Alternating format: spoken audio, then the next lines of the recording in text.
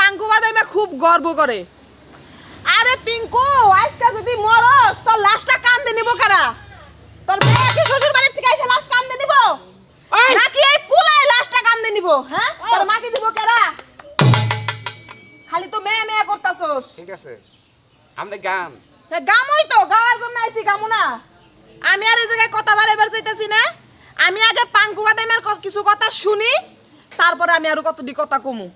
পাঙ্কু বাদামা উঠো। যাক যাক, অসাধারণ। বৃষ্টি আপার কথাগুলো অনেক ভালো লাগছে, চমৎকার।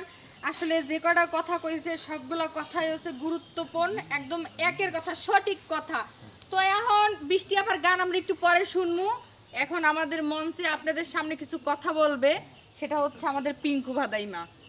পিঙ্কু বাদাইমা আসেন ভাই, হালকে তো বাজার ভাই, আমি তো গার মাত্র প্রোগ্রামের